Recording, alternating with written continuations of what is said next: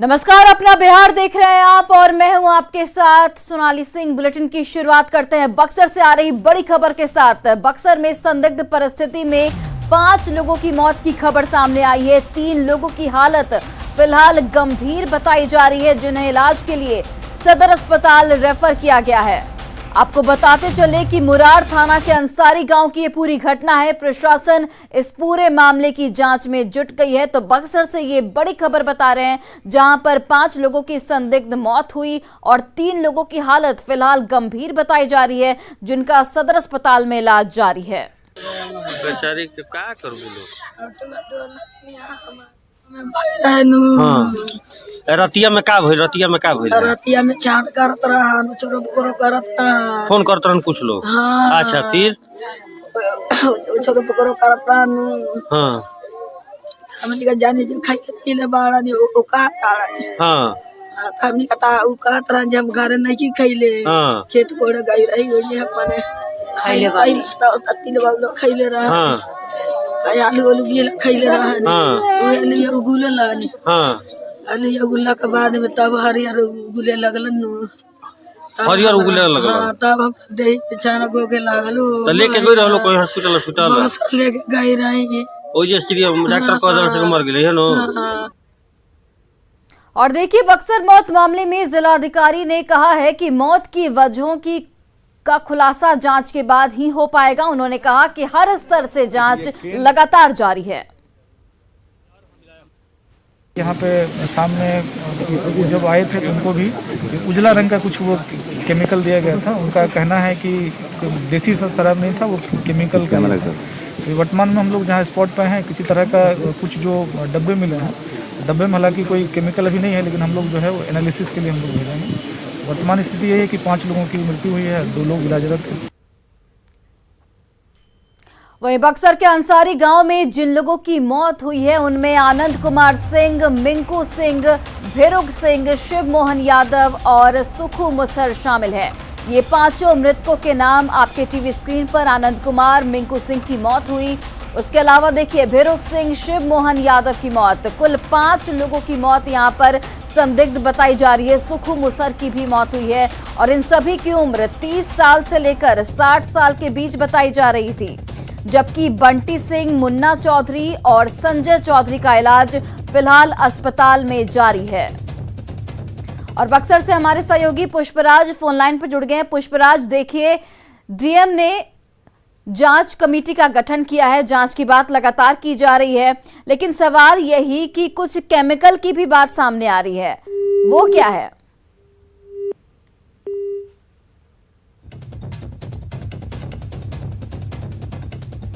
तो देखिए, पुष्पराज से हमारा संपर्क टूट गया है। तो ये बड़ी खबर आपको बता रहे हैं, जहां पर बक्सर मौत मामले में ये एक बड़ा अपडेट सामने आया है। 5 लोगों की जो मौत हुई थी, उनके नाम हम आपको बता रहे हैं। आनंद कुमार, मिंकू सिंह, इसके अलावा भिरुक सिंह, शिव मोहन यादव। 5 लोगों की संदिग्ध मौत हुई है और 3 लोग गंभीर रूप से घायल बताए जा रहे हैं, जिनकी हालत फिलहाल गंभीर है और उनका अस्पताल में इलाज जारी है। हालांकि इस पूरे मामले में जो जिलाधिकारी हैं, उन्होंने कहा है कि जांच की जा रही है और इस पूरे मामले को लेकर लगातार जांच जारी है और कुछ केमिकल की भी बात सामने आ रही है, उस पहलू पे भी जांच लगातार जारी है। और देखिए, पुष्पराज हमारे साथ फिर से जुड़ गए हैं। पुष्पराज, मैं ये कह रही थी कि डीएम ने जांच की बात कही है, लेकिन यहाँ पर कुछ केमिकल की भी बात सामने आ रही है, वो क्या है?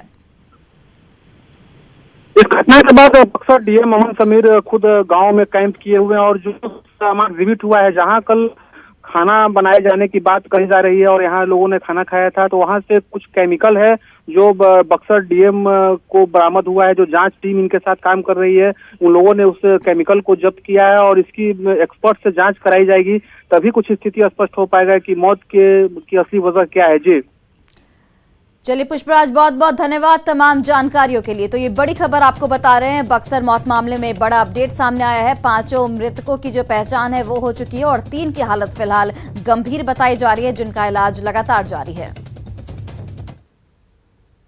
और बड़ी खबर समस्तीपुर से, जहां बस चालक को गोली मारी गई है। मोतीपुर सब्जी मंडी के पास की ये पूरी घटना बताई जा रही है। नाराज लोगों ने इसके विरोध में चक्का जाम किया है। NH 28 को जाम कर दिया गया है। लोगों के द्वारा रंगदारी नहीं देने पर गोली मारी गई है, ये जानकारी निकलकर सामने आ रही है। बस संचालकों ने इसका आरोप लगाया है। तो ये बड़ी खबर आपको बता रहे हैं समस्तीपुर से, जहां पर रंगदारी नहीं देने पर गोली मारी गई। बस संचालकों ने इसका आरोप लगाया है। और देखिए, इस पूरी घटना के बाद नाराज लोगों ने सड़क भी जाम कर दिया है। मोतीपुर सब्जी मंडी के पास की ये पूरी घटना बताई जा रही है और नाराज लोगों ने फिलहाल चक्का जाम किया और फिलहाल पुलिस प्रशासन लोगों को समझाने में जुटी हुई है।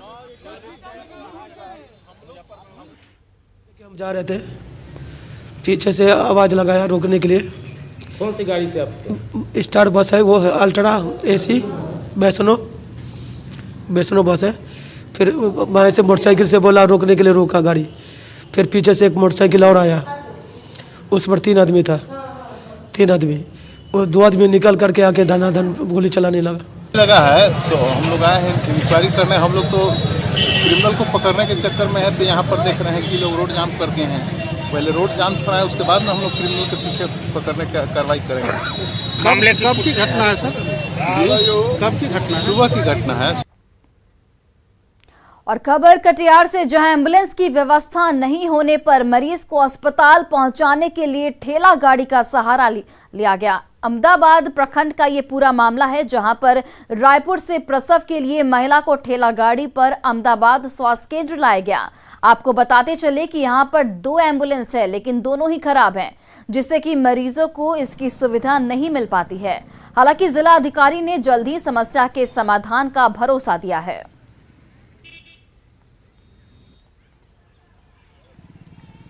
और ये 2 तस्वीरें आपके टीवी स्क्रीन पर, जहां पर देखिए ठेले पर जो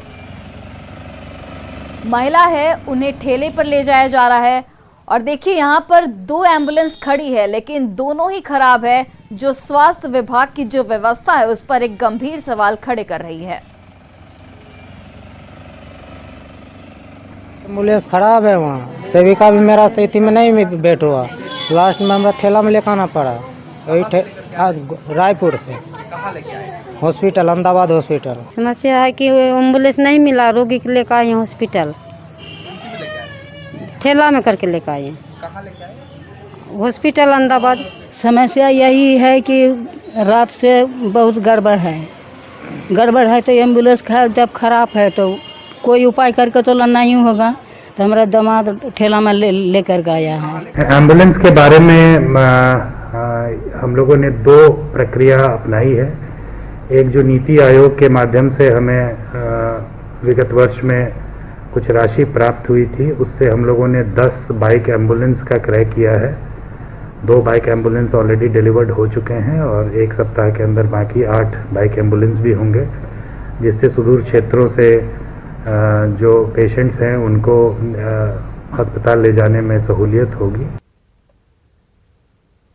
और वहीं देखिए, गोपालगंज सदर अस्पताल की एक बार फिर से बड़ी लापरवाही सामने आई है, जिसे जानकर आप भी हैरान रह जाएंगे। दरअसल इस अस्पताल में मृत शव के बीच ही मरीजों का इलाज किया जाता है।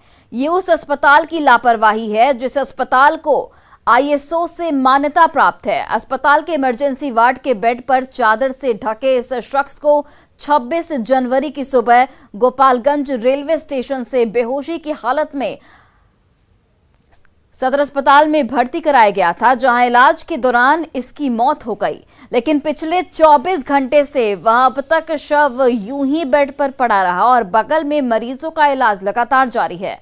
हालांकि इस पूरे मामले की जानकारी जब सदर अस्पताल के उपाधीक्षक से को हुई और उनसे बात की गई तो उन्होंने कुछ भी बोलने से इनकार कर दिया है। 4:40 में 26 तारीख को डेथ किया है। पुलिस इन्फॉर्मेशन कर दी गई है, पुलिस अपना अनुसार कार्य कर रही है। पेशेंट जो है सो इसका एंटीजन जो टेस्ट है सो नेगेटिव है। तो डेड बॉडी कब हटेगा? बगल में मरीज है, इलाज चल रहा है, संक्रमण का खतरा है, डेड बॉडी कब हटेगा? ये तो जाने प्रशासन। अभी हम मौजूद है गोपालगंज जिले के सबसे बड़े अस्पताल में, जो सदर अस्पताल है और इसे ISO का तगमा प्राप्त है।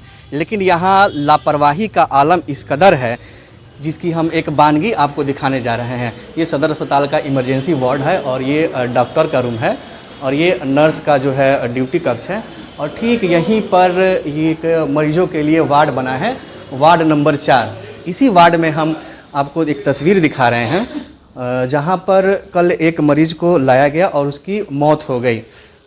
ऐसा बताया जा रहा है कि मरीज़ जो है रेलवे स्टेशन पर पड़ा हुआ था और ठंड से काफ़ी कांप रहा था, जिसे यहाँ लाया गया और इसकी मौत हो गई।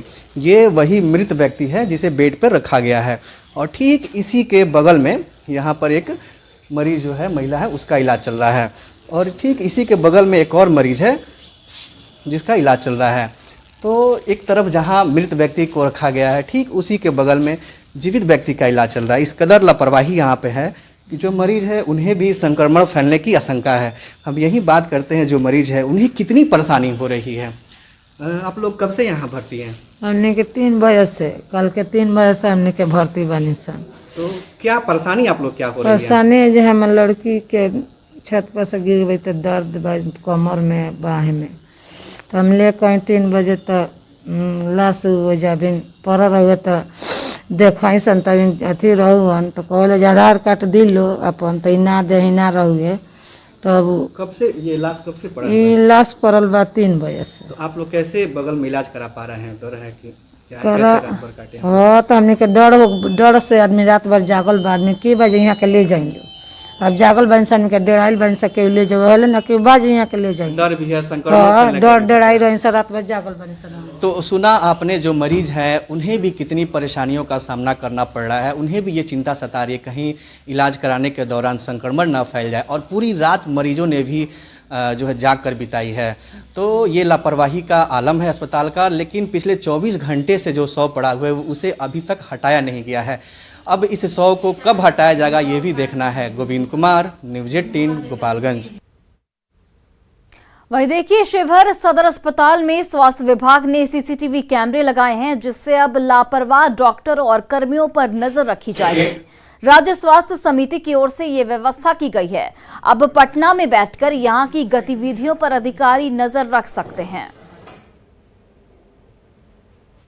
मैं इस वक्त मौजूद हूं शिवहर सदर अस्पताल परिसर में और आपको एक तस्वीर के माध्यम से जो राज्य स्वास्थ्य समिति की पहल है उसको दिखलाने की कोशिश करता हूं कि जो लापरवाह चिकित्सक है या स्वास्थ्य कर्मी है उन पर नकेल कसने के लिए अब ऑनलाइन जो ट्रांसमिशन होता है, मतलब सीसीटीवी कैमरा से निगरानी इसे कही जा सकती है। अब इसे देखा जा सकता है कि कौन चिकित्सक ड्यूटी पर मौजूद है या नहीं है। इसकी निगरानी जो राज्य स्वास्थ्य समिति है वो करेगा। लगातार यहाँ पर जो सीसीटीवी कैमरा है वो राज्य स्वास्थ्य समिति के कंट्रोल में रहेगा और वहां से प्रत्येक पल की जानकारी देखी जा सकती है कि कौन चिकित्सक सदर अस्पताल में मौजूद है या नहीं है, किस तरीके की कार्रवाई चल रही है, कर्मचारी मौजूद है या नहीं है, मरीजों को क्या परेशानी हो रही है। इस सब बात की जो नजर है वो सीसीटीवी कैमरे के जरिए रखी जा सकती है। हमारे साथ शिवहर जिले के सिविल सर्जन है, उनसे जानकारी लेते हैं कि क्या व्यवस्था सर की जा रही है, किस तरीके की व्यवस्था है सर?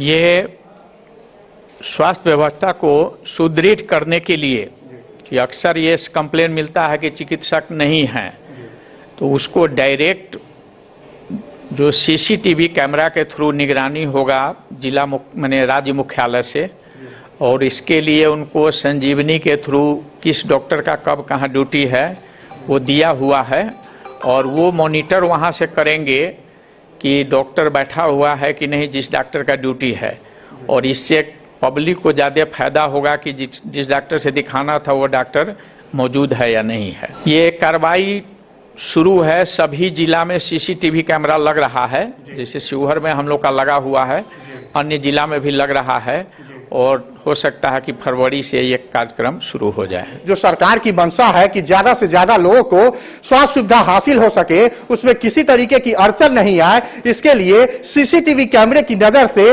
प्रत्येक जो सदर अस्पताल है उस पर नजर रखने का काम राज्य स्वास्थ्य समिति करेगी। राकेश रंजन, न्यूज़ 18, शिवहर। वही देखिए, आरआरबी एनटीपीसी के अभ्यर्थियों के विरोध प्रदर्शन के बाद खान सर समेत अन्य 6 के खिलाफ पटना के पत्रकार नगर थाना में एफआईआर दर्ज की गई है। इधर इन लोगों के खिलाफ दर्ज एफआईआर पर न्यूज 18 से बातचीत के दौरान पटना के जिलाधिकारी डॉक्टर चंद्रशेखर सिंह ने कहा है कि इन सभी के खिलाफ छात्रों को भड़काने के पुख्ता साक्ष्य मिले हैं, जिसके आधार पर एफआईआर दर्ज की गई है। देखिए संवाददाता अमित कुमार की रिपोर्ट। इस वक्त हमारे साथ मौजूद हैं पटना के जिलाधिकारी डॉक्टर चंद्रशेखर सिंह। बात करते हैं इनसे। डीएम साहब, इस मामले में जो उपद्रव हुए थे राजेंद्र नगर टर्मिनल पे, उस मामले को लेकर के एफआईआर लॉन्च किया गया है। पटना जिला प्रशासन पूरे मामले का अनुसंधान कर रही है। जो एफआईआर हुआ है, खान सर समेत कई इंस्टीट्यूशन है, कई जो टीचर हैं उनके ऊपर हुआ है। अनुसंधान में क्या बातें सामने आई, किस आधार पर ये एफआईआर लॉन्च की गई है? ये जो 24 तारीख को घटना हुई थी राजेंद्र नगर रेलवे स्टेशन पर, लगभग 5 - 5.5 घंटा ट्रेनों का परिचालन बाधित हुआ था। तो उसी में हटाने के क्रम में पत्थरबाजी और आगजनी की घटना हुई थी। तो उसी को लेकर के 4 लोगों की गिरफ्तारी हुई थी उस दिन, और उसी दिन प्राथमिकी दर्ज की गई थी। 24 तारीख को ही, घटना के दिन ही। कोई नया एफआईआर नहीं हुआ है। और जो लोग गिरफ्तार किए गए थे उनसे पूछताछ के आधार पर 6 कोचिंग संस्थान या उनके जो हैं प्रतिनिधि, उनका संचालक जो है, उनका नाम आया है और उसकी जांच पुलिस कर रही, थाना कर रहा है। और उसमें जो भी साक्ष्य होगा और उन लोगों का भी जो पक्ष होगा उसको देखा जाएगा, और उसमें जो साक्ष्य होगा उसके अनुसार नियमानुसार कार्रवाई होगी। और इसमें ये हम क्लैरिफाई करना चाहेंगे कि जो अभ्यर्थियों की मांग है वो उचित है या अनुचित है, इस पर हम लोगों का कोई कमेंट नहीं है। इस पर competent authority railway recruitment board है और अपने प्रोसेस शुरू किया है उसने। हम लोगों की भूमिका मात्र विधि व्यवस्था तक सीमित है, विधि व्यवस्था का संधारण। अगर कहीं विधि व्यवस्था भंग होती है, पब्लिक ऑर्डर डिस्टर्ब होता है, लोगों को असुविधा होती है, तो उसको रिस्टोर करना, मेंटेन करना, उसके लिए जो जरूरी कार्रवाई है वो हम लोग कर रहे हैं और उसको हम लोग करेंगे। तो क्या जिन टीचरों के ऊपर या संस्थान संचालकों के ऊपर एफआईआर हुआ है, तो इनकी भूमिका संदिग्ध थी? कुछ ऐसी बातें सामने आई थी जिसके आधार पर एफआईआर किया गया? ये 2 बातें थी। एक तो जो पकड़े गए थे लोग उस समय स्थल से, घटना स्थल से 4 लोग, उनके बयान के आधार पर, और उनके मोबाइल में जो चैटिंग वगैरह और सब चीज़ें मिली थी। और दूसरा ये कि व्हाट्सएप ग्रुप में उनके, दूसरा ये कि सोशल मीडिया पर कुछ वीडियो फुटेज मिले थे। तो उन सभी चीज़ों को देखते हुए संबंधित थाना ने, पुलिस ने संज्ञान लिया है और उसका अग्रतर जांच करके जो नियमानुसार कार्रवाई होगी उसको किया जाएगा। बिल्कुल, ये जिलाधिकारी हैं पटना के डॉक्टर चंद्रशेखर सिंह सीधे तौर पे कह रहे हैं कि जो साक्ष्य थे उसके आधार पे ही एफआईआर लॉन्च की गई है, और पटना पुलिस जो है इस पूरे मामले का अनुसंधान कर रही है। जो भी तथ्य आगे सामने आएंगे अनुसंधान के दौरान, उसके आधार पर जो कानूनी कार्रवाई है वो की जाएगी, चाहे वो कोई भी हो। कैमरा पर्सन सुबोध के साथ अमित कुमार, न्यूज 18 पटना। तो पटना में खानसर पर एफआईआर दर्ज किया गया है। राजेंद्र नगर स्टेशन के पास 24 जनवरी को आरआरबी एनटीपीसी परीक्षा को लेकर हुए छात्रों के हंगामे के बाद खानसर की मुश्किलें बढ़ने वाली हैं। आंदोलन के लिए छात्रों को उकसाने और उन्हें हिंसा के लिए प्रेरित करने के मामले में गिरफ्तार प्रदर्शनकारियों के बयान पर पटना वाले खानसर समेत 6 विभिन्न कोचिंग संस्थानों के संचालकों के खिलाफ पत्रकार नगर थाना में मामला दर्ज किया गया है। कानून के जानकारों की अगर माने तो खानसर समेत दूसरे लोगों पर सरकारी काम में बाधा डालने की धाराएं लगाई गई हैं। देखिए, जो जानकारी मिली है कि पुलिस के द्वारा जो सेक्शन का सीरीज लगाया गया है उसमें मात्र एक ही धारा है जो कि नॉन अवेलेबल है। सभी धाराएं जो है जमानतीय हैं। सरकारी काम में बाधा डालने वाला धारा जो है, जो 332 आईपीसी के तहत है, वही नॉन अवेलेबल, बाकी सारे अवेलेबल सेक्शन हैं। इसमें जमानत लेना न्यायालय से पड़ेगा। अवेलेबल में पुलिस भी जमानत दे सकते हैं, लेकिन इसमें न्यायालय से उनको जमानत लेना पड़ेगा। अब जो एक धारा है, अब चूंकि यह धारा एप्लीकेबल है, जिस किसी भी कोचिंग संचालक से रिलेटेड मामला या कहा गया है, क्या वहां पर वो उपस्थित थे या नहीं उपस्थित है। अगर वो उपस्थित नहीं है तो उन पर यह सेक्शन भी एप्लीकेबल नहीं होगा। 332 चूंकि वो वहां पर उपस्थित रहेगा तभी तो कोई सरकारी काम में बाधा डालेगा। और बड़ी खबर अररिया से, जहां दुष्कर्म के दोषी मोहम्मद मेजर को फांसी की सजा सुनाई गई है। स्पेशल पॉक्सो कोर्ट से मोहम्मद मेजर को फांसी की सजा सुनाई गई है। तो ये बड़ी खबर आपको अररिया से बता रहे हैं। जज शशिकांत राय की अदालत ने ये फैसला सुनाया है। दुष्कर्म के दोषी मोहम्मद मेजर को फांसी की सजा सुनाई गई है। स्पेशल पॉक्सो कोर्ट से मोहम्मद मेजर को ये सजा सुनाई गई है। आपको बताते चले कि जज शशिकांत राय की अदालत ने ये फैसला सुनाया है। SC/ST केस में उम्र कैद और 10,000 का जुर्माना भी यहाँ पर लगाया गया है मोहम्मद मेजर पर। DLCC को स्पेशल पॉक्सो कोर्ट ने यह आदेश दिया और पीड़ित को 10 लाख का मुआवजा दिया जाए। कोर्ट का ये कहना है। भरगामा के बीरनगर में मोहम्मद मेजर का खासा आतंक था। आपको बता दें कि 6 साल की बच्ची से दुष्कर्म का मोहम्मद मेजर पर आरोप लगा था और अब इस मामले में कार्रवाई की गई है, सजा सुनाई गई है, फांसी की सजा सुनाई गई है। जज शशिकांत राय की कोर्ट ने यह फैसला सुनाया है। SC/ST केस में उम्र कैद और 10 लाख का मुआवजा जो है वो पीड़िता को दिया जाए, ये कोर्ट ने बात कही है। सजा हुआ उनको 376 AB में फांसी की सजा दी गई और 4 पॉक्सो के तहत सिर्फ दोषी करार किया गया। जहां तक बात है 3+2+5 SC/ST के तहत उसको imprisonment for life, rigorous imprisonment और 10,000 रुपये का फाइन, नहीं देने पर अतिरिक्त 10 दिन की सजा, 10,000 रुपया जुर्माना। और देखिए अररिया से हमारे सहयोगी सतीश फोन लाइन पर जुड़ गए हैं। सतीश, देखिए फांसी की सजा तो सुना दी गई, लेकिन पीड़िता को जो 10 लाख रुपए के मुआवजे की बात की जा रही है, क्या वो कब तक मिल पाएगा? जी दरअसल देखिए कि ये भरगामा के बीरनगर की जो यह घटना है और यह जो दुर्दांत अपराधी था उसने जो कुकरेज की घटना को अंजाम दिया था, फांसी की सजा तो पॉक्सो एक्ट में हुई है और SC/ST एक्ट में आजीवन हुआ है और कोर्ट ने आदेश दिया है DLCC को कि 10 लाख का मुआवजा दिया जाए। अब जो यहाँ के जो न्यायिक अधिकारी हैं वो जो स्पेशल जज होते हैं पॉक्सो एक्ट के शशिकांत राय, उनकी अदालत ने जो यह सजा सुनाई है और जो आदेश दिया है, तो न्यायिक जो अधिकारी हैं उनका साफ तौर पर कहना है कि उस पर जो है वो प्रक्रियाधीन है, वो जल्द चल रही है और जल्द ही जो है पीड़िता को जो है वो इंसाफ के साथ साथ जो आर्थिक रूप से जो सहयोग देने की बात है वो जल्द से जल्द मिलेगा। जी चलिए सतीश, बहुत बहुत धन्यवाद तमाम जानकारियों के लिए। तो ये बड़ी खबर आपको बता रहे थे जहां पर मोहम्मद मेजर को फांसी की सजा सुनाई गई है। जज शशिकांत राय की अदालत ने यह फैसला सुनाया है। और फिलहाल इस बुलेटिन में बस इतना ही। आप देखते रहिए न्यूज़ 18 बिहार झारखंड।